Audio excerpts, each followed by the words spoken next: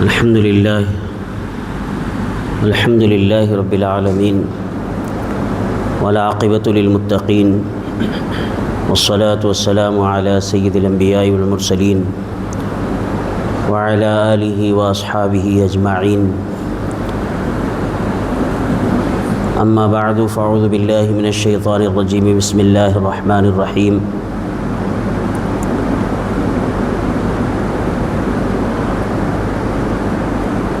لقد كان في قصصهم عبرة لأولي الألباب، صدق الله العظيم۔ قال الله تعالى في شأن حبيبه الكريم، إن الله وملائكته يصلون على النبي يا أيها الذين آمنوا صلوا عليه وسلموا تسليما، اللهم صل على سيدنا ومولانا محمد وعلى آل سيدنا ومولانا محمد أفضل صلواتك وعدد معلوماتك وبارك وسلم، مولاي صل وسلم دائما ابدا على حبيبك خير الخلق كلهم۔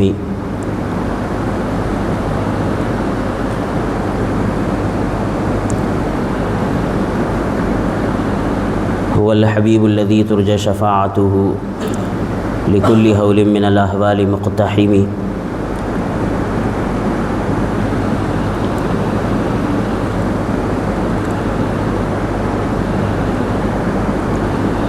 نبینا الآمر الناہی فلا احد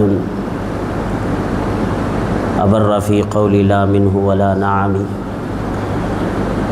مولاي صل وسلم دائما ابدا على حبیبک خیر الخلق کلہم۔ معزز حاضرین، مکرم سامعین، اللہ تبارک و تعالیٰ کا کروڑ ہا کروڑ، ارب ہا ارب، کھرب ہا کھرب احسان ہے کہ بنا مانگے اس نے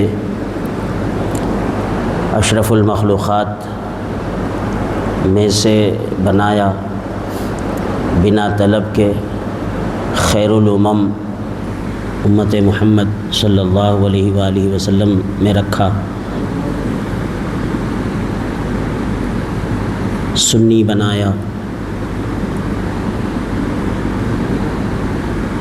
سلطان الاولیاء حضور پیران پیر غوث اعظم دستگیر رضی اللہ تعالیٰ عنہ کا دامن ہاتھ میں دیا، انعام یافتہ بندوں کی راہ کا مسافر بنایا،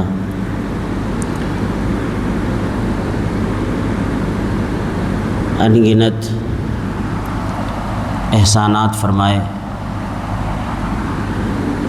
ہر احسان پر ہمارے تنے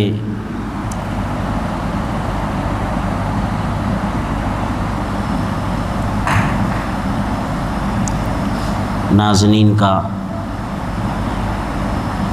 رواں رواں اس کی بارگاہ میں سجدہ ریز ہے، شکر ادا کرتے ہوئے، اور زبانیں تر ہیں یہ الفاظ اور یہ کلمات ادا کرتے ہوئے کہ الحمدللہ الحمدللہ علی کل حال والحمدللہ علی ذالک۔ ماہ جمادی الاولیٰ کا دوسرا جمعۃ المبارکہ ہے، آج 8 جمادی الاولیٰ ہے۔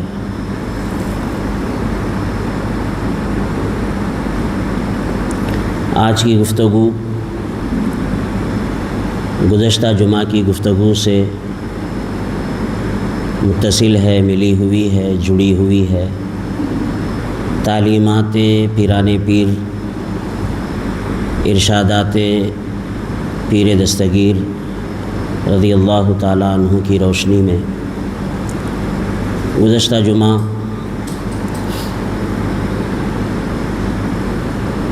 تحصیل علوم کی اہمیت پر گفتگو ہوئی کہ سرکار غوث پاک نے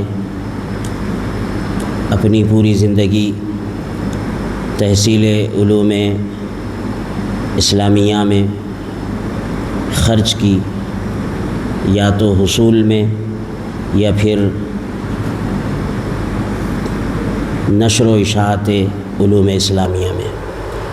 پہلے حصول کیا، حاصل کیا، پھر اس کو پھیلایا۔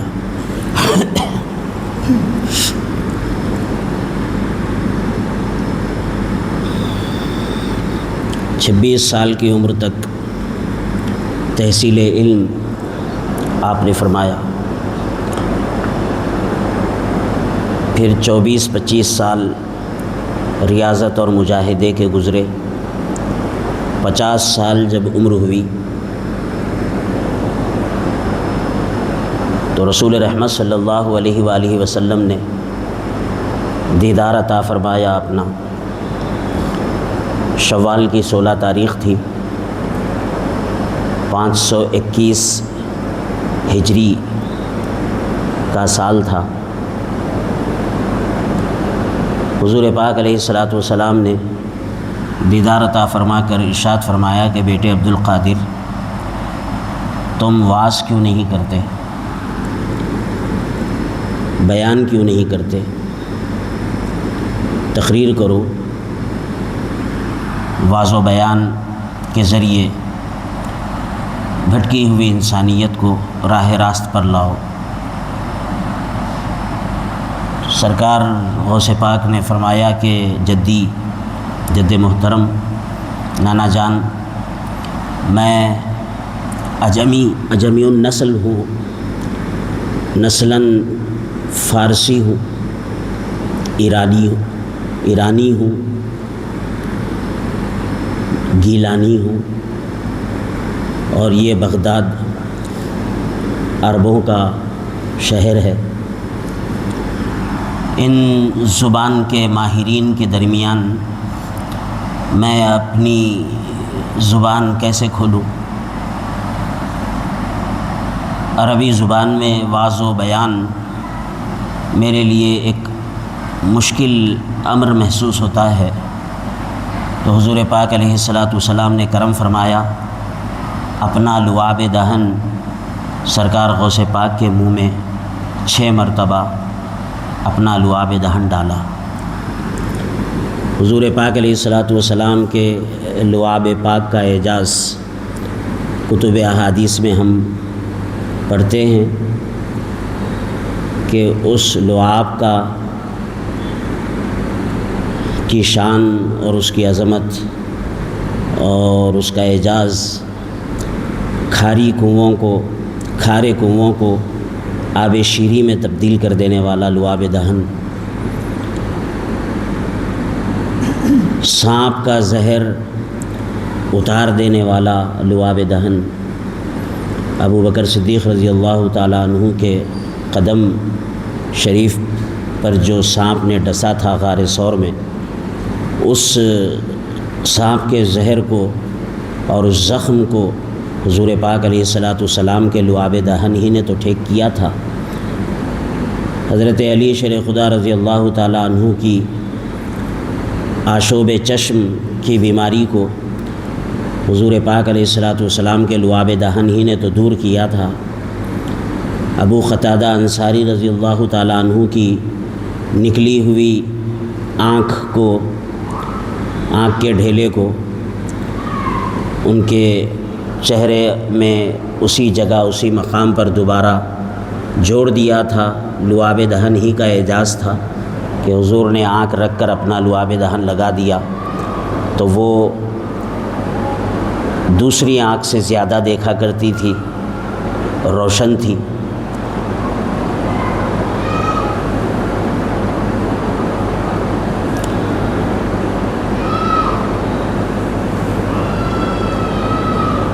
تو پھر حضور غوث پاک کے فن خطابت کا عالم کیا ہوگا جب حضور نے 1-2 مرتبہ نہیں پورے 6 مرتبہ اپنا لعاب دہن عطا فرمایا ہو حضور پیران پیر کو،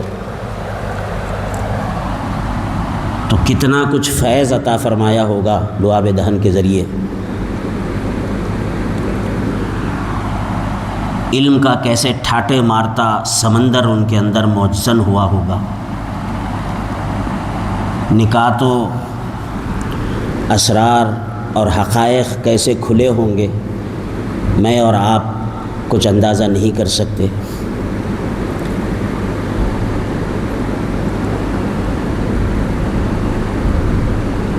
ایک ایک آیت کی 40 تفسیریں فرماتے آپ۔ مسجد ناکافی ہوئی، مدرسہ ناکافی ہوا، ہجوم اجتماع کا، واعظ و بیان کا، سامعین کا ہجوم اس قدر بڑھا کہ مدرسہ ناکافی ہوا تو بغداد کی عیدگاہ میں اپنے واعظ و بیان کی محفل قائم کی۔ عیدگاہ بھی جب بھر گئی اور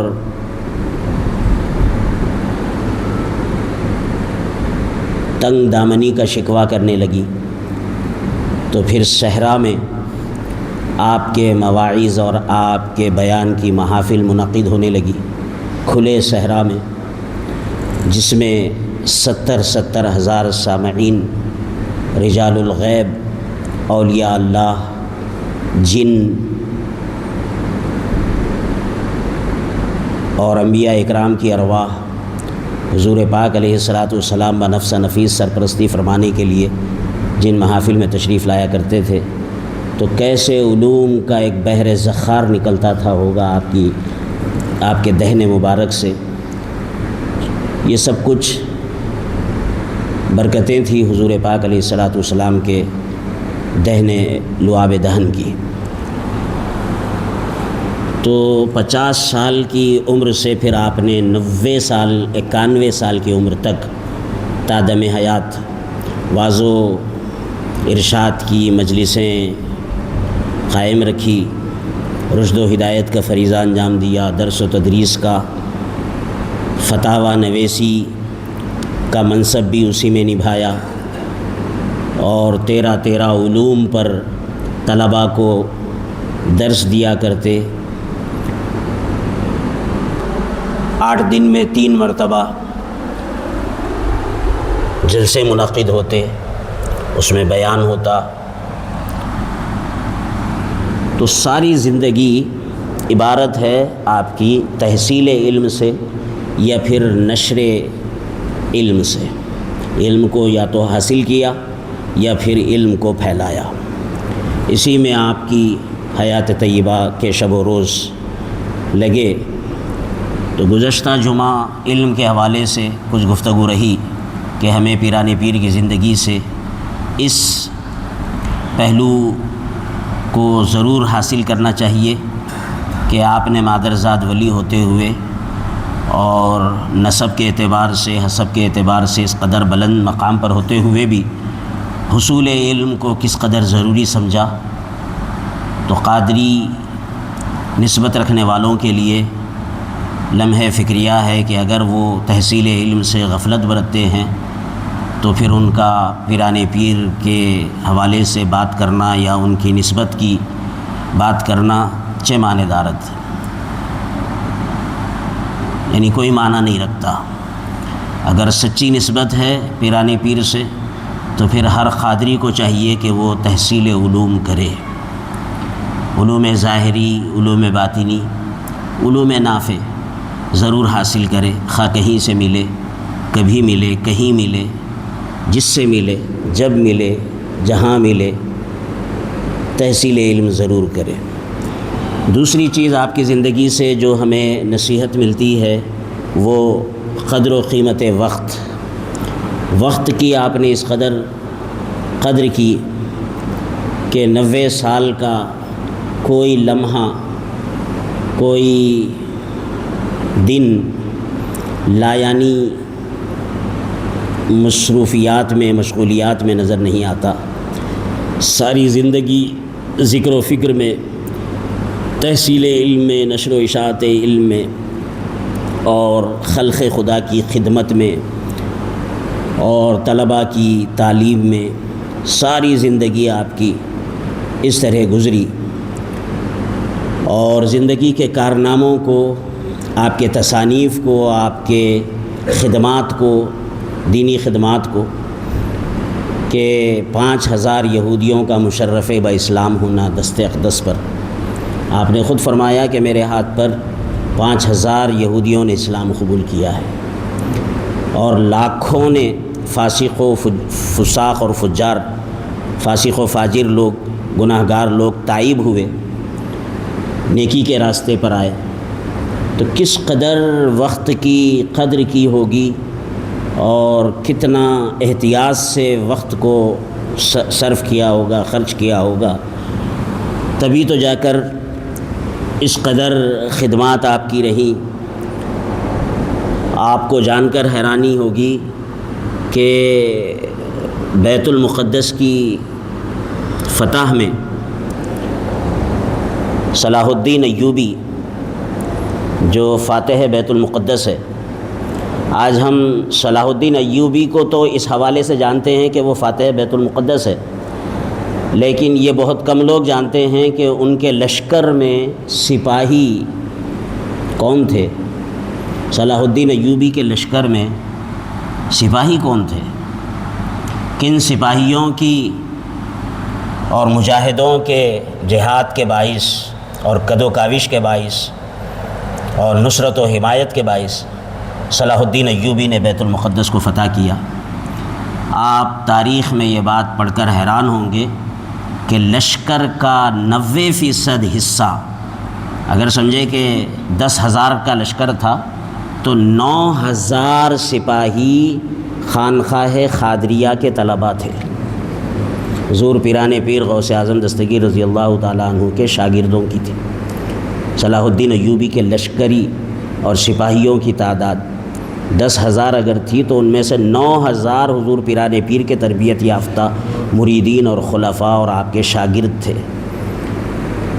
تو جہاں زاہد و عابد و متقی اور پرہیزگار بنایا لوگوں کو، وہیں مجاہد بنایا، جنگجو بنایا، جو آگے چل کر صلاح الدین ایوبی کے لشکر میں شامل ہوئے اور بیت المقدس کو فتح کرنے کا ذریعہ بنے۔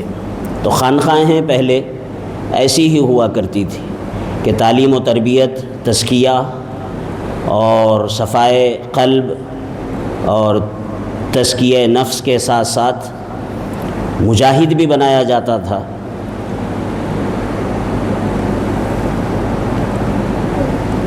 اس لیے کہ جہاد اسلام کا ایک اہم حصہ ہے، اس سے صرف نظر کر کے نرا عبادت گزار بنا دینا اور خشک زاہد بنا دینا، یہ کبھی بھی اسلام میں محمود نہیں رہا۔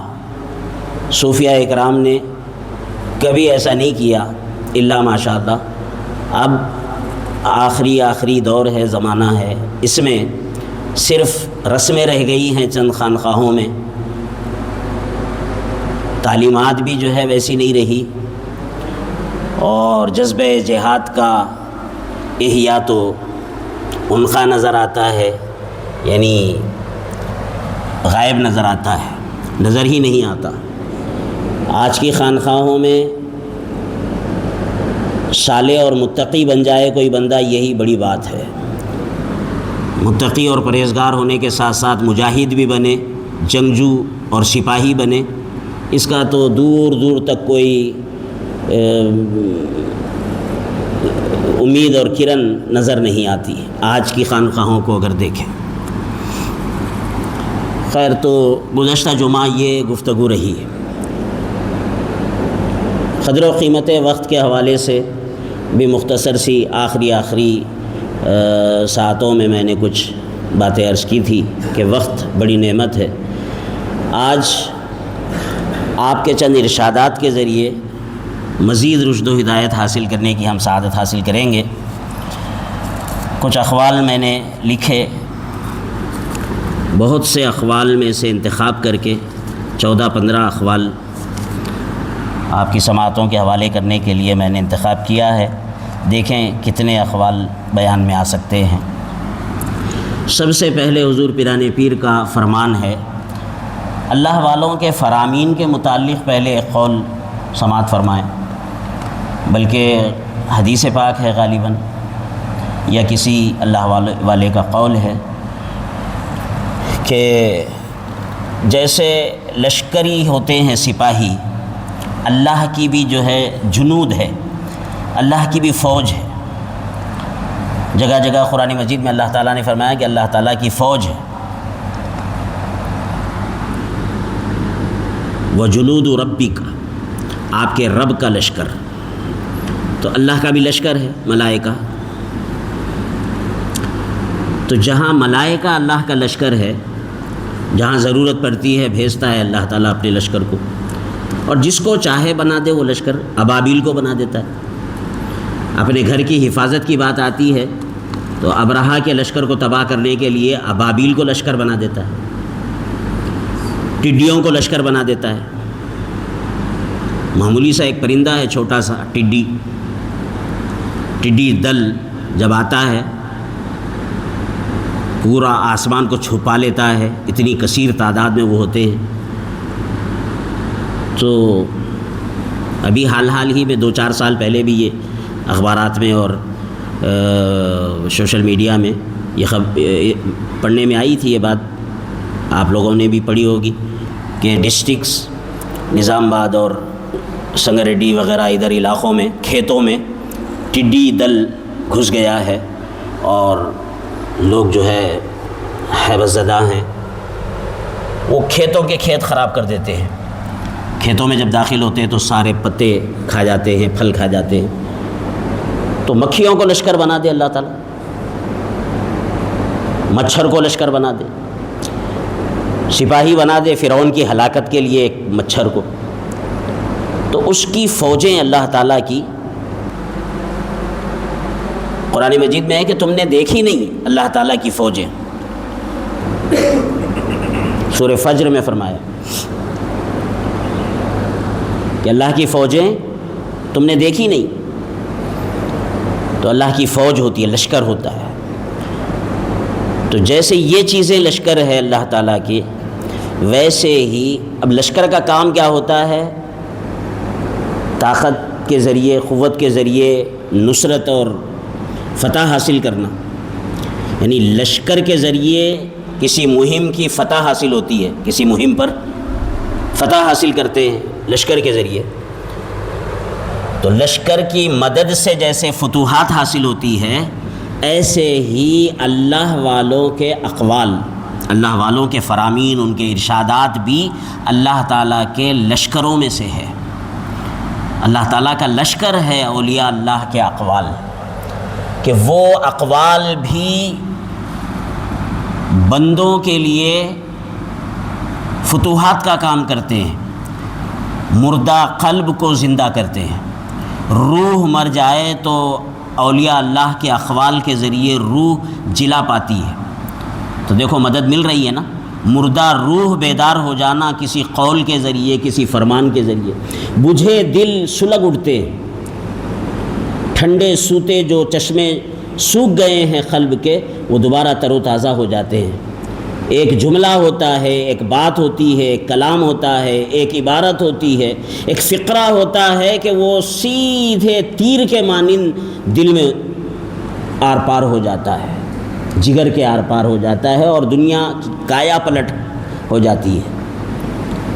ایک جملہ ہوتا ہے۔ اسی لیے کلام کی اہمیت کو عربی ادبا نے، اہل عرب، اہل لغت نے بڑی اہمیت دی ہے کلام کو۔ کلام کا کے لغوی معنوں میں یہ بات شامل ہے کہ وہ زخمی کرتا ہے، کلام زخم دیتا ہے۔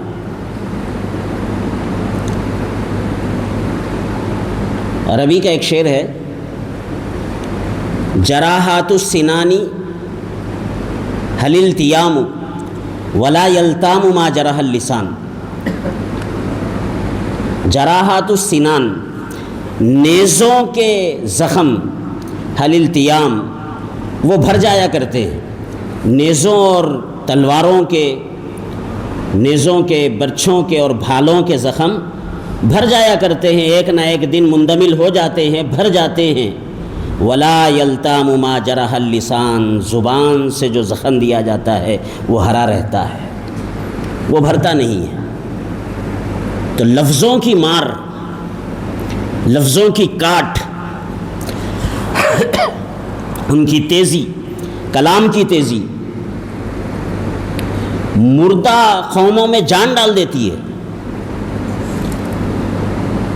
عربوں نے یہ بھی کہا ہے کہ میادین جنگوں کے میدانوں میں جہاں سورماؤں اور بہادروں کے ہاتھوں سے تلواریں چھوڑ جاتی ہے، وہاں ایک خطیب دوبارہ ان گری ہوئی تلواروں کو اٹھانے پر مجبور کر دیتا ہے۔ بزدل سے بزدل پست ہمت ہو جانے والے لشکری سپاہی اگر ہمت ہار کر تلوار پھینک دے تو ایک مقرر کھڑے ہو کر ایسا ولولہ انگیز خطاب کرتا ہے اور ان کے قلب پہ چوٹ لگاتا ہے اور آر دلاتا ہے، یا پھر ان کی ہمت افزائی کرتا ہے کہ وہ دوبارہ ہمت پا کر گری پھینکی ہوئی تلواروں کو اٹھانے پر مجبور ہو جاتے ہیں۔ اسی لیے حدیث پاک میں بھی ہے، اللہم صلی علی سیدنا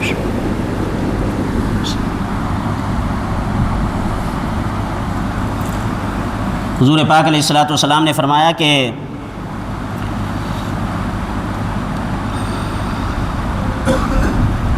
بعض بیان جادو ہے،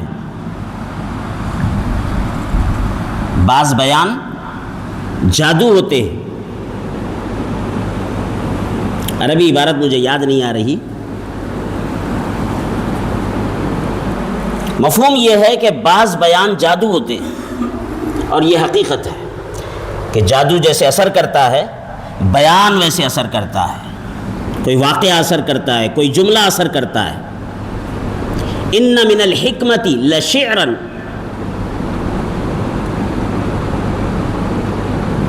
وان من البیان لحکمتا، یاد آ گئی بات، ان من الشعر لحکمتا، بعض اشعار حکمت ہوتے ہیں۔ ہر اشعار، ہر شاعری خراب نہیں ہوتی، بعض اشعار میں جو ہے حکمت بھری ہوتی ہے، بڑی پتے کی بات ہوتی ہے،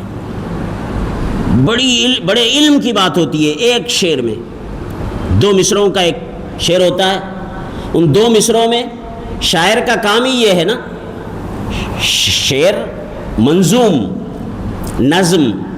بھئی کلام کی 2 قسمیں ہیں، اور تھوڑا ڈیف سے نیچے سے جائیں سمجھنے کے لیے۔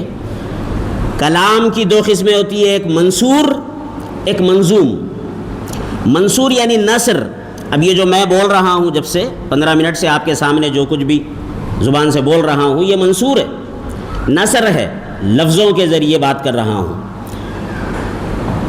بعض بات کرنے والے خطیب شاعری میں بات کرتے ہیں، اشعار میں، کلام میں، مخفف مسجع عبارت میں، اور ایک ترتیب سے پرے ہوئے۔ شاعری کہتے ہی ہے موتیوں کو سلیقے سے دھاگے میں پیرونے کا نام شاعری ہے۔ الفاظ کو ایک اچھے انداز میں ترتیب سے رکھنے کا نام شاعری ہے، کہ کون سا لفظ کہاں رکھا جائے، قافیہ اور ردیف کی رعایت کرتے ہوئے ترتیب، حسن ترتیب کا نام شاعری ہے۔ الفاظ کی اچھی ترتیب، شعر بن جاتا ہے۔ تو یہ منظوم ہے۔ نظم کہتے ہیں پیرونے کو، کسی موتی وغیرہ کو دھاگے میں پیرونا نظم کہلاتا ہے۔ منظوم، منثور جو نظم نہ ہو، کھلی کھلی باتیں ہو الفاظ کے ذریعے، وہ منثور کلام ہے۔ تو منثور کلام بھی ہے، منظوم کلام بھی ہے۔ تو منظوم کلام کے بارے میں اہل عرب کہتے ہیں کہ شاعر ایک دریا کو، سمندر کو کوزے میں بند کر دیتا ہے۔ معانی کا ایک سمندر ہوتا ہے، 2 مصروں میں، ایک شعر میں وہ پورا مفہوم بند کر دیتا ہے ایک شعر میں۔ اگر اس شعر کی وضاحت کرنے بیٹھو آپ تو 100-200 صفحات اس کی تشریح میں لگ جائیں، مگر وہی پوری بات ایک 2 مصروں میں، ایک شعر میں شاعر بیان کر دیتا ہے۔ اقبال کا ایک شعر ہے مثلا غور کرنے کے لیے کہ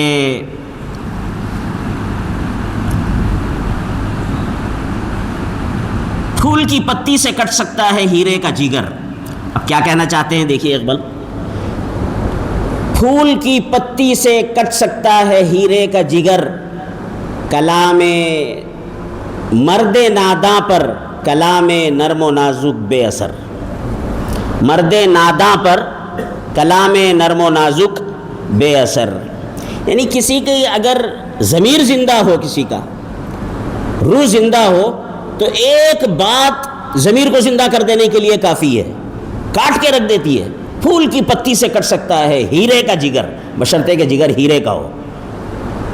ہیرا کٹتا ہے پھول کی پتی سے، لیکن جو مٹھس ہے، بے غیرت ہے، بے شرم ہے، جاہل مطلق ہے، جڈ ہے، اس پہ آپ پورا بیرل بھی پانی بہا دے کچھ فرق نہیں پڑتا۔ تو مرد ناداں پر کلام نرم و نازک بے اثر۔ اب ہم کس میں ہے غور کر لیں اقبال کے شعر کے تناظر میں، کہ ہم آیا غیرت مند ہے، ضمیر زندہ ہے، کچھ سن کر ہمارا بھی ضمیر جاگتا ہے، یعنی ساری زندگی خطبہ سے، ائمہ سے، مقرروں سے سن رہے ہیں، ساری زندگی سن رہے ہیں، مگر جو کہ تو وہی چھابو کے چھابو۔ یہ لطیفہ ہے، ایک سنا ہوگا یا نہیں سنا ہوگا آپ نے، شہاب الدین صاحب نام تھا ایک شخص کا، شہاب الدین،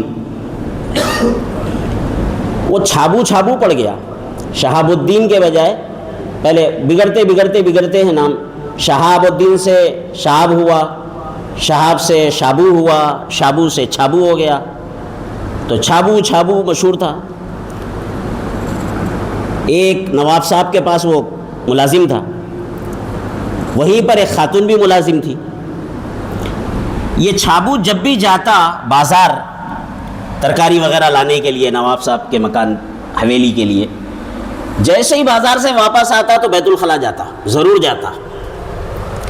وہ خاتون کو تجسس شروع ہو گیا کہ یہ بازار سے آتے ہی جو ہے بیت الخلا کیوں جاتا ہے۔ بہت تجسس کے بعد، غور و فکر کے بعد اور تحقیق اور تلاش کے بعد اس کو پتہ چل گیا کہ یہ بازار سے آتے ہی بیت الخلا اس لیے جاتا ہے کہ بیت الخلا کے اندر، زمین کے اندر ایک غلہ گاڑ کے رکھا ہے ڈبہ، بازار سے جو بھی 1 روپیہ 2 روپیہ بچ جاتا ہے سودا سلوک سے، وہ لا کے اس میں ڈالتا ہے۔ تو اس کو تجسس کب سے شروع ہوا، تھوڑے دن گزرے، مہینہ گزرا، تو خاتون نے بلایا، ملازمہ خاتون نے، اے چھابو، تو اس نے کہا کہ مجھے چھابو نہیں بولنا، آج سے میں چھابو نہیں ہوں، شہاب ہوں، شہاب بولنا مجھے۔ تھوڑا تجسس شروع ہو گیا، کیا بات ہے بھئی، اکڑ کے کیوں پیدا ہو رہی اس کے اندر۔ پھر 1 مہینہ 2 مہینے گزرنے کے بعد پیسے اور جمع ہو گئے، ذرا زیادہ ہو گئے، تو جیسے جیسے دولت آتی ہے تو طبیعت میں یہ اکڑ بھی پیدا ہوتی ہے۔ تو 2-3 مہینے کے بعد اور دولت جمع ہو گئی، تو اس نے پکارا شہاب، بولے نہیں، صرف شہاب نہیں پکارنا، اب شہاب الدین بولنا مجھے، شہاب الدین پکارنا۔ اور 6-8 مہینے گزرنے کے بعد ذرا اور پیسے جمع ہو گئے، شہاب الدین، جناب شہاب الدین صاحب پکارو مجھے۔ پھر اور اس طرح کے القابات بڑھتے گئے، محترم المقام علی جناب شہاب الدین صاحب قبلہ و کعبہ مدد اللہ العالی تک پہنچے۔ تجسس کے بعد جب اس کو معلوم ہوا کہ یہ ہے وجہ اصل اکڑ کی، کہ جیسے جیسے دولت جمع ہوتے جا رہی ہے اس کے اندر فخر پیدا ہوتے جا رہا ہے، ایک دن سارا غلہ غائب کر دی۔ اب اس کے بعد بازار سے آ کے جب دوبارہ اندر جا کے پیسے ڈالا تو چھن چھن کے آواز کے بجائے ٹن ٹن ڈبے کی ٹین کی آواز آئی، تو پریشان پیروں سے نیچے سے زمین نکل گئی، کھود کے نکال کے دیکھا تو ڈبہ خالی ہے۔ پھر پسینہ پسینہ ہو کے جب باہر نکلا، اس ملازمہ نے کہا محترم المقام علی جناب شہاب الدین صاحب قبلہ کعبہ کیسے ہے؟ بولے کچھ بھی نہیں، وہی چھابو کے چھابو ہے۔ تو ہمارا حال بھی ایسا ہی ہے، ساری زندگی سن رہے ہیں خطبہ سے، علماء سے، روحانی رہنماؤں سے، زندگی کے شعبوں سے متعلق اسلامی احکام کیا ہے، تعلیمات کیا ہے، سب سن رہے ہیں، مگر ٹھس سے مس ہوتے نظر نہیں آتے۔ وہی چال بے ڈھنگی جو پہلے تھی سو اب بھی ہے۔ تو اقوال اولیاء اور اقوال علماء ربانیین اللہ کے لشکروں میں سے ایک لشکر ہوتا ہے۔ تو بات کی اہمیت میں سمجھا رہا تھا، کلام وہ زخم دیتے ہیں تو بڑی تاثیر ہوتی ہے بات میں. اب اللہ والوں کا کلام ہو، احادیث مبارکہ، حضور پاک علیہ الصلوۃ والسلام تو جوامع الکلم ہے. حضور کی شان ہے کہ ایک لفظ میں ایسا لفظ حضور استعمال فرماتے کہ اس میں معانی کا سمندر ہوتا ہے. تو اولیاء اللہ کو بھی یہ فیض ملا حضور کی نبوت سے کہ ان کے اقوال میں بھی یہ روحانی تاثیر پائی جاتی ہے کہ جو سنتا ہے اس کے قلب کی دنیا بدلتی ہے. تاثیر، وہ اقبال نے کہا نا کہ دل سے جو بات نکلتی ہے اثر رکھتی ہے، پر نہیں طاقت پرواز مگر رکھتی ہے. پر نہیں طاقت پرواز مگر رکھتی ہے، دل سے جو بات نکلتی ہے اثر رکھتی ہے. تو اولیاء اللہ چونکہ دل سے کہتے، دکھاوا، نمود، ریاکاری، تنقید یہ ان کا مطمح نگاہ نہیں ہوتا. کسی کو ذلیل کرنا، آر دلانا مقصود نہیں ہوتا. اللہ کے بندوں کو اللہ سے جوڑنے کا جذبہ ان کا ہوتا ہے. اسی لیے ان کے اقوال میں صداقت ہی صداقت ہوتی ہے اور تاثیر ہوتی ہے. اب آپ اس تاثیر کو محسوس کریں. فرماتے ہیں حضور پیران پیر، علم سے مراد عمل ہے. علم سے مراد عمل ہے. اگر تم اپنے علم پر عمل کرتے تو دنیا سے بھاگتے. اب کتنا تضاد ہے دیکھیے. حضور پیران پیر کے نام لیوا ہیں ہم، ان کی سوچ اور ان کی فکر علم کے حوالے سے کیا ہے، اور ہمارا مقصود و مطلوب علم کو ذریعہ بنایا ہی اس لیے ہے تاکہ دنیا حاصل کی جائے. وہی علم حاصل کرنا آج ہمارا مقصد زندگی ہے جس سے دنیا بنتی ہے. حضور پیران پیر کیا فرماتے ہیں؟ علم سے مراد عمل ہے. پیسہ کمانا نہیں ہے، دولت کمانا، اسٹیٹس، بینک بیلنس، گاڑی، گھر بار. علم کا منتہا اور علم کا مقصد یہ نہیں ہے. علم حاصل ہوتا ہے عمل کرنے کے لیے کہ صحیح عمل کر کے اللہ کو راضی کرے. ورنہ عمل پتہ نہیں کون سا عمل صحیح ہے، کیسے عمل کریں نہ کریں پتہ نہیں بندے کو. اس کے لیے علم حاصل کریں. تو علم کا منتہا مقصود عمل ہے. اگر تم اپنے علم پر عمل کرتے تو دنیا سے بھاگتے، کیونکہ علم میں کوئی شے ایسی نہیں ہے جو محبت دنیا پر دلالت کرے. محبت دنیا پر دلالت، علم کے ذریعے آپ کو کبھی علم یہ نہیں بولے گا دنیا کماؤ. علم کے اندر یہ ہے ہی نہیں. علم ایک نور ہے. باقی جو دنیا کمانے کے لیے آپ اسکول اور کالجز وغیرہ کر رہے ہیں، ڈگریاں لے رہے ہیں، وہ ایک ہنر ہے، وہ ایک پیسہ کمانے کے لیے ایک مشغلہ ہے. اس میں پوری انسانیت الا ماشاء اللہ 90% مسلمان علم کو ذریعہ بنائے ہوئے ہیں دولت کے حصول کا،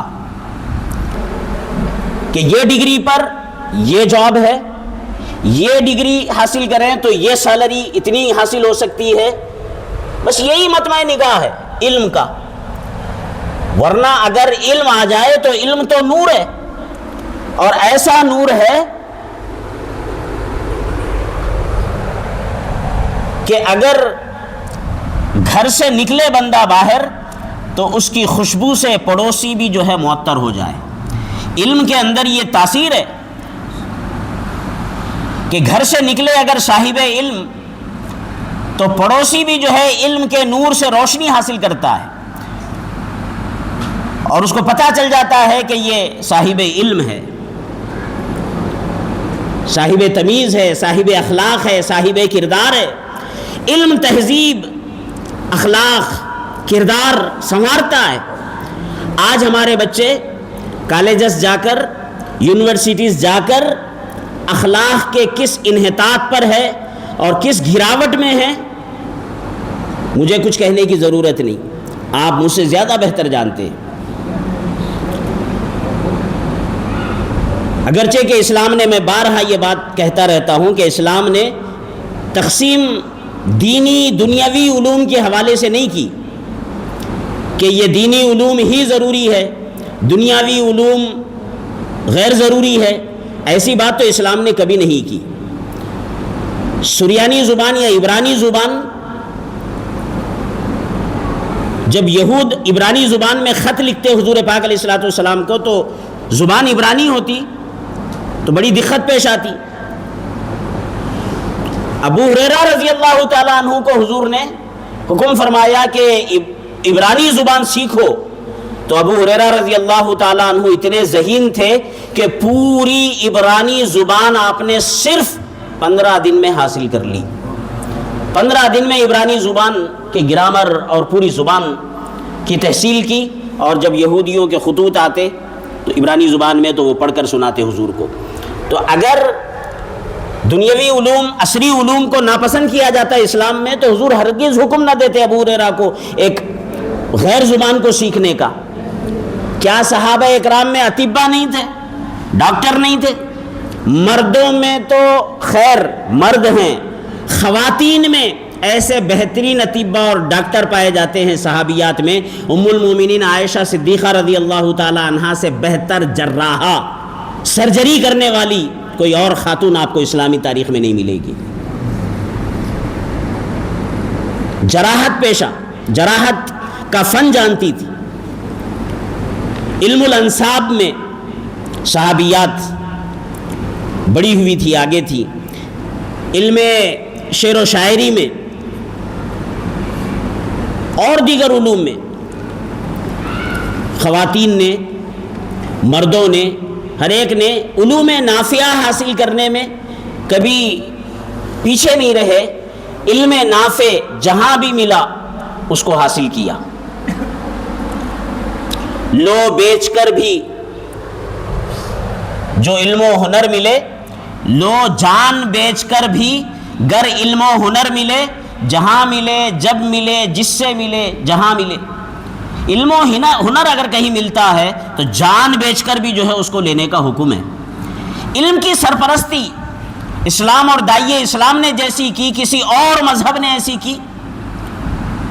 بدر کے قیدی حضور علیہ الصلوۃ والسلام کے سامنے موجود ہیں، فدیہ دے رہے ہیں۔ حضور نے اعلان فرما دیا کہ جو آزاد ہونا چاہتا ہے۔ بدر میں 70 کفار قید ہوئے، 70 قتل ہوئے، 70 قیدی بنائے گئے۔ تو قیدیوں کو اعلان کیا گیا کہ اگر جان چھڑانا چاہتے ہو، آزاد ہونا چاہتے ہو تو جان کا فدیہ دو۔ ہم پر حملہ کرنے آئے، ہم سے لڑنے آئے، ہمیں مارنے آئے تھے، ہم نے تمہیں قید کر لیا، اب تم جان سے چھٹکارا چاہتے ہو، آزادی پانا چاہتے ہو تو جان کا فدیہ ادا کرو۔ تو ہر کوئی جس کے پاس مال ہے وہ فدیہ دے رہا ہے۔ یہیں پر حضور پاک علیہ الصلوۃ والسلام کی وہ علم غیب کی شان بھی ظاہر ہوتی ہے۔ اسی واقعے میں حضور کے چچا حضرت عباس رضی اللہ تعالی عنہ بھی دشمنوں کے لشکر میں ہیں، کفار کے لشکر میں، خود اپنی مرضی سے نہیں آئے، تانا دے کر، ورغلا کر لایا گیا زبردستی میدان جنگ میں حضرت عباس رضی اللہ تعالیٰ عنہ کو۔ تو حضور نے صحابہ کو پہلے ہی بتا دیا کہ عباس پر حملہ نہ کرنا، عباس کو قتل نہ کرنا، اور 2-3 حضرات تھے ان کو قتل نہ کرنا۔ وہ زبردستی لائے گئے ہیں، وہ آنا نہیں چاہتے تھے ہم سے لڑنے، ہمیں قتل کرنے کا ارادہ لے کر آنا نہیں چاہتے تھے، وہ زبردستی لائے گئے ہیں، تو ان کو قتل نہ کرنا۔ اور بعض کے لیے فرمایا کہ ان کو ضرور قتل کرنا۔ ایک کے بارے میں تو فرمایا عبداللہ ابن خنتل یا کچھ نام ہے اس کا، ذہن میں نہیں ہے میرے، اس کے لیے تو فرمایا کہ اگر وہ کعبے کے پردوں سے چمٹا ہوا بھی ملے، لپٹا ہوا بھی ملے تو اسے وہیں پر ضرور قتل کرنا۔ کیوں؟ اس لیے کہ اتنا گستاخ تھا حضور پاک علیہ الصلوۃ والسلام کا، حضور کی گستاخی کرتا تھا، تو حضور نے فرمایا اگر کعبے کے پردے سے بھی لپٹا ہوا ملے تو اسے ضرور قتل کرنا۔ اور بعض کے لیے فرمایا کہ وہ زبردستی لائے گئے ہیں، انہیں قتل نہ کرنا۔ تو حضرت عباس کے چچا کے بارے میں خاص طور پر صحابہ کو سمجھا دیا تھا۔ خیر جنگ ہو گئی، 70 قیدی جب قید ہوئے کفار کے، ہر کوئی اپنی جان کا فدیہ دے کر آزاد ہو رہا ہے۔ حضرت عباس سے بھی حضور نے فرمایا کہ چچا فدیہ دو، آزادی حاصل کرو۔ اب حضرت عباس کہتے ہیں بھتیجے میرے پاس فدیہ دینے کے لیے کچھ بھی نہیں ہے، مال نہیں ہے، کہاں سے فدیہ دوں؟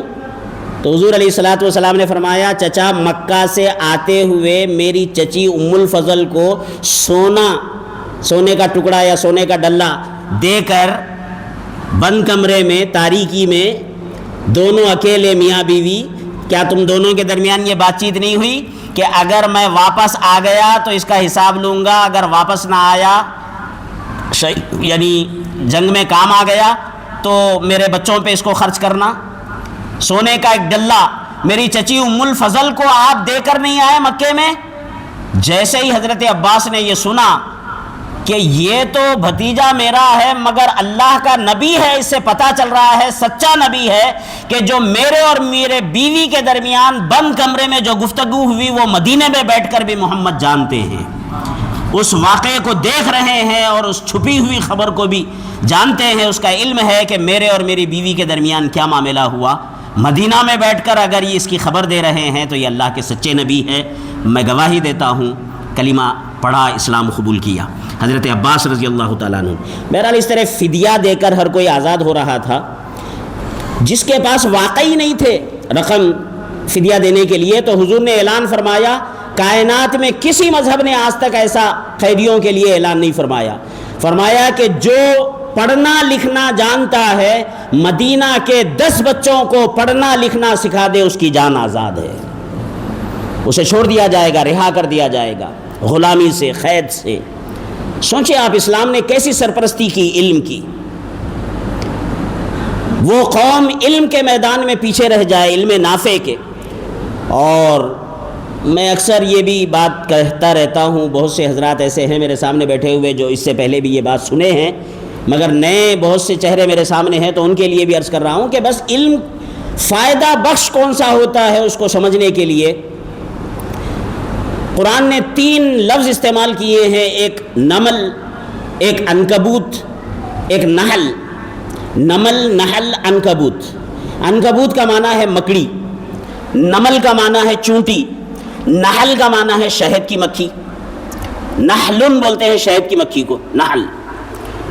شہد کو عسل کہتے ہیں، اس کی جو مکھی ہوتی ہے اسے نحل کہتے ہیں۔ سورۃ النحل قرآن میں شہد کی مکھی کے نام سے ایک سورت ہے۔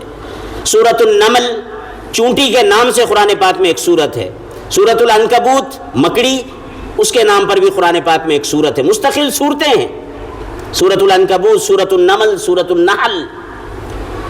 تو اب یہ 3 جانوروں میں معمولی حقیر سی مخلوق ہے، ان تینوں میں یہ بات پائی جاتی ہے کہ مکڑی کا جو گھر ہوتا ہے وہ بڑا کمزور ہوتا ہے۔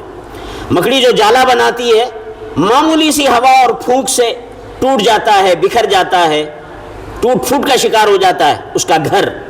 تو معمولی عنکبوت، بہت سے لوگ گھر بناتے ہیں، ایسا گھر بناتے ہیں، انا اوہن البیوت لبیت العنکبوت، بڑا ہلکا، بڑا معمولی، مکڑی کے جال سے بھی زیادہ کمزور۔ تو مکڑی کا گھر، جال، بڑا کمزور گھر ہے۔ نمل، چونٹی، اس کی یہ خصوصیت ہے کہ وہ موسم سرما کے لیے، سردی کے موسم کے لیے یا گرمی میں باہر نکلتی ہے اپنے بلوں سے، اپنے گھر سے، زمین کے اندر سے، جہاں بھی اس کے ٹھکانے ہیں وہاں سے گرما میں باہر نکلتی ہے، خوراک جمع کرتی ہے سارا موسم گرما اور لے جا کر اسٹور کرتی رہتی ہے اپنے بلوں میں تاکہ سرما میں اور برسات کے موسم میں استعمال کر سکے۔ اتنی عقل ہے چونٹی کو، اپنے نفع خیر اور شر کی تمیز ہے کہ کب میرے لیے مشکلات پیش آئیں گی اور کب میں اس کا مداوع کر سکتی ہوں، کس موسم میں اس کا ازالہ کر لوں، پہلے سے جو ہے ذخیرہ کر لوں تاکہ سردی کے موسم میں باہر نکلنا نہ پڑے، برسات کے موسم میں باہر نکلنا نہ پڑے۔ بھیگ جاؤں گی، ڈر، خوف کہ بارش میں مشکل ہے ذخیرہ جمع کرنا، ذخیرہ بھی بھیگا ہوا رہتا ہے، خود میں بھی بھیگ جاؤں گی۔ سردی، یہ بھی ایک جان لیوا چیز ہے، سرد موسم، اچھوں کی حالت خراب ہو جاتی ہے۔ تو چونٹی کے اندر عقل ہے، وہ گرما میں اپنے بل سے باہر نکل کر بلوں سے ذخیرہ کر لیتی ہے سرما کے لیے، برسات کے لیے۔ اور نحل، شہد کی مکھی، اس کے اندر یہ خصوصیت پائی جاتی ہے کہ وہ ہزار کلومیٹر، مائلز سفر کرتی ہے پروں کو پھڑپھڑاتی ہوئی دور دراز علاقوں تک جاتی ہے، باغوں تک، کھلیانوں تک، کھیتوں تک، مرغزاروں تک، اور جا کر جنگلات سے، باغوں سے پھلوں کا، پھولوں کا رس اپنے پیٹ میں اسٹور کرتی ہے۔ اب یہ الگ بات ہے کہ مختلف رس چوستی ہے، کھٹے پھلوں کا رس بھی چوستی ہے، میٹھے پھلوں کا بھی، پھولوں کا بھی، کڑوے پھولوں کا بھی، کسیلے پھلوں کا بھی، مشترک رسوں کا پھل رس چوس کر اسٹور کرتی ہے۔ مگر جب جنگل سے اپنے چھتے کی طرف، اپنے گھر کی طرف جب آتی ہے تو آتے آتے ان کے اندر ایک بڑا نظم و ضبط پایا جاتا ہے۔ ان کا ایک سردار ہوتا ہے، یاسوب اس کا نام ہے، نحل کی، شہد کی مکھی کا جو سردار ہوتی ہے مکھی، یاسوب، وہ اس کی رہنمائی میں، گائیڈنگ میں چلتے ہیں سارے۔ تو جب آتے ہیں جنگلات سے پھلوں کے رسوں کو، پھولوں کے رسوں کو چوس کر پیٹ میں اسٹور کر کے جب واپس آتی ہے چھتوں کی طرف، تو مولانا مثنوی جلال الدین رومی رحمۃ اللہ تعالیٰ علیہ نے مثنوی شریف میں لکھا ہے کہ آتے آتے حضور پاک علیہ الصلاۃ والسلام پر درود و سلام پڑتی ہوئی آتی ہے، جس کی وجہ سے ان کے پیٹوں کے اندر وہ مختلف رس، کھٹے، میٹھے، کسیلے، کڑوے، وہ مشترک رس سارے کے سارے میٹھے ہو جاتے ہیں، شہد ہو جاتے ہیں درود پاک کی برکت سے۔ آ کر اپنے چھتے میں وہاں اسٹور کر دیتی ہے، سارا شہد کی صورت میں شہد بنا کر چھوڑ دیتی ہے، خود استعمال نہیں کرتی، چلے جاتی ہے چھوڑ کر۔ اب اس کا مقصد یہ ہے کہ اللہ کی مخلوق اس کو استعمال کرے، اللہ کے بندے میرا شہد استعمال کرے۔ تو دیکھو ایسے ہی علم کی بھی 3 قسمیں ہیں، ایک علم نحلی ہوتا ہے، ایک علم نملی ہوتا ہے، ایک علم عنکبوتی ہوتا ہے۔ ہم اندازہ کر لیں، سوچ لیں کہ کس مقام پر کھڑے ہیں، کیا ہم علم نحلی حاصل کر رہے ہیں یا علم نملی حاصل کر رہے ہیں کم از کم، یا پھر عنکبوتی حاصل کرنے میں زندگی ضائع کر رہے ہیں۔ عنکبوتی علم وہ ہے جو اکثریت آج ہمارے نوجوان حاصل کر رہے ہیں کہ اس علم کا گھر اتنا کمزور ہے، اتنا کمزور ہے کہ دوسروں کو اس علم سے روشنی ملنا تو درکنار، خود کے اخلاق تباہ اور برباد ہو رہے ہیں۔ ان علوم کے ذریعے، ان کالجز کے ذریعے، ان یونیورسٹیوں کے ذریعے لڑکے اور لڑکیاں تباہ اور برباد ہو رہے ہیں، آخرت خراب کر رہے ہیں، دنیا خراب کر رہے ہیں اپنی، ان علوم کے ذریعے۔ ان کے مقابلے میں ایک جاہل پیاز بیچنے والا، آٹو چلانے والا، پھر بھی جو ہے تمیز، تہذیب اور اخلاق کا کچھ نظر آ رہا ہے، مگر یہ کالج کا اسٹوڈنٹ ہے جو بدتمیزی اور بدتہذیبی میں جاہلوں سے بھی آگے گزر کر بدتہذیبی کر رہا ہے۔ تو یہ عنکبوتی علم ہے جو مکڑی کے جال کی طرح ہے کہ نہ خود کے لیے فائدہ مند نہ کسی دوسرے کے لیے فائدہ بخش۔ ایک نملی علم ہوتا ہے، اللہ ماشاء اللہ کچھ بندے، کچھ ہمارے بچے ایسے ہیں جو علم نملی حاصل کرنے میں ہے کہ چلو دوسرے کا فائدہ نہ سوچے، دوسرے کے لیے بھلا کا نہ سوچے، کم از کم اپنا تو بھلا کر لے، اپنا تو جو ہے فائدہ کر لے۔ جیسے چونٹی سرما کے لیے گرما میں اپنا ذخیرہ کر لیتی ہے اور سرما میں استعمال کرتی ہے، دوسرے کو علم سے کچھ فائدہ نہ پہنچاتا ہو مگر کم از کم اس علم سے اس کا کردار تو سنورے، اس کا ضمیر تو زندہ ہو، اس کی روحانیت تو جلا پائے، وہ کچھ اخلاق اور کردار کا نمونہ بنے، اتنا تو جو ہے فائدہ ہونا چاہیے علم کا۔ مگر علماء ربانیین، حضور پیران پیر جیسی ہستیاں جو علم حاصل کرتی ہے وہ علم نحلی ہوتا ہے کہ حاصل کرتے ہیں، خود کی ذات بھی متمتع اور فائدہ پاتی ہے، خود کو بھی فائدہ پہنچاتے ہیں اور پھر چھوڑ کر دوسروں کے لیے چلے جاتے ہیں، اس سے سروکار نہیں، اس سے کوئی مالی منفعت نہیں، کوئی فائدہ حاصل نہیں کرتے، بلکہ چاہتے ہیں کہ ہمارے علوم سے اللہ کی مخلوق فائدہ اٹھائے، ہمارے علوم سے جو ہے لوگوں کا فائدہ ہو۔ ایسے اللہ والے جو کتابیں لکھے، حضور پیران پیر کی کتابیں آپ پڑھیں، غنیۃ الطالبین ہے، احیاء علوم الدین ہے، معاف کرنا یہ تو امام غزالی کی ہے، غنیۃ الطالبین ہے اور فتوح الغیب ہے، اور بھی بہت سی کتابیں حضور پیران پیر کی جو امت کی رشد و ہدایت کے لیے آپ نے چھوڑی۔ آپ فرماتے ہیں کہ علم سے مراد عمل ہے، اگر تم اپنے علم پر عمل کرتے تو دنیا سے بھاگتے، کیونکہ علم میں کوئی شے ایسی نہیں جو محبت دنیا پر دلالت کرے۔ پیغام کے طور پر اتنا ضرور کہوں گا، اگر یہ ہمارا مراد نہیں ہے، مقصد نہیں صاحب آپ ذرا غلط بیانی سے کام لے رہے ہیں، ہمارے علم حاصل کرنے کا تو مقصد یہی ہے کہ ہم سدھرے سنورے، کردار ہمارا بلند ہو، اخلاق بلند ہو۔ تو علوم دینیہ میں کون سی کمی تھی؟ کیوں آج مدارس دینیہ سوکھے پڑے ہوئے ہیں؟ کیوں آج جامعات جو ہے ٹھنڈے پڑے ہوئے ہیں؟ وہاں اخلاقی علم تھا، تہذیب کا علم تھا، تمدن کا علم تھا، روحانیت کا علم تھا، علم حقیقت تھا، علم اسرار تھا، ربوبیت کا علم تھا، خالق و مالک کی پہچان کا علم تھا، خود کی پہچان کا بھی علم تھا، خدا کی پہچان کا بھی علم تھا، مگر سارے علوم دینیہ کے مدارس اور جامعات ٹھنڈے پڑے ہوئے ہیں۔ جہاں قرآن اور حدیث کا علم ہوتا ہے وہ مدارس آج بجھ رہے ہیں چراغ، اور عصری علوم کے چراغ جل رہے ہیں۔ عصری علوم کی طرف ہماری نسلوں کو ڈاکٹر ہے بنانا ہے، انجینئر بنانا ہے، مگر کبھی سوچا حافظ قرآن بھی بنانا ہے، عالم دین بھی بنانا ہے، خادم دین بھی بنانا ہے، کیوں نہیں سوچا جا رہا؟ اس کا مطلب یہ ہے کہ ہمارے علم کا مطمح نگاہ دولت ہے۔ اگر علم دین حاصل کریں گے تو پیسہ نہیں ہے اس فیلڈ میں، بچہ کمائے گا کیا، کھائے گا کیا؟ اگر ڈاکٹر بنے گا، انجینئر بنے گا تو دولت ہے، اس فیلڈ میں پیسہ ہے۔ تو مطلب علم حاصل کرنا مقصد نہیں رہا، پیسہ کہاں سے آتا ہے یہ نگاہوں میں ہے۔ اسی لیے آج عصری علوم کے چراغ تو جل رہے ہیں، مگر قرآن کی تعلیم، قرآن پڑھنا نہیں آتا۔ امام نماز میں کیا پڑھ رہا ہے اس کا معنی سمجھنے سے قاصر ہے۔ اذان بچپن سے سن رہے ہیں مگر ترجمہ نہیں کر سکتے، سورہ فاتحہ پڑھ رہے ہیں زندگی بھر سے مگر جو ہے اس کا ترجمہ نہیں کر سکتے۔ امام نماز میں کیا کچھ کر رہا ہے، تکبیر کس کو کہتے ہیں، تسمیع کس کو کہتے ہیں، ربنا لک الحمد کیسے کہنا ہے، دعائے قنوت کتنے ہیں جن کو یاد ہے، 5 کلمے کن کو یاد ہے، ایمان مجمل اور ایمان مفصل۔ کسی کو اٹھا کر جو ہے پوچھا جائے ایک مسئلہ سجدے سہو کے، واجبات نماز کتنے ہیں، فرائض نماز کیا ہے، شرائط نماز کیا ہے، بس اس کی کوئی ضرورت نہیں ہے۔ کیا ہے پھر؟ آپ کا بچہ ڈاکٹر ہے، آپ کا بچہ کیا ہے، انجینئر ہے، آپ کا بچہ کچھ قرآن بھی پڑھنا آتا ہے، مر گئے، اگر انتقال ہو گیا قبرستان میں گئے، فاتحہ دینے کے بھی قابل ہے؟ بولے نہیں، بچہ ڈاکٹر تو ہے مگر قرآن نہیں پڑھ سکتا، میرے خبر پہ کھڑے ہو کے فاتحہ نہیں پڑھ سکتا۔ تو ذرا سوچیں ہم کدھر جا رہے ہیں اور ہماری نسلیں کدھر جا رہی ہے۔ اللہ تعالیٰ ان اقوال کے ذریعے ہمیں رشد و ہدایت عطا فرمائے، اور علم عمل کے لیے حاصل کرنے کی توفیق عطا فرمائے، اور علم کے ذریعے دنیا اور آخرت میں فوز و فلاح اور کامرانی نصیب فرمائے۔ صلی اللہ تعالیٰ وسلم علی خیر خلق محمد و آلہ و صحبہ اجمعین، والحمد للہ رب العالمین۔ سنت عطا فرمائے۔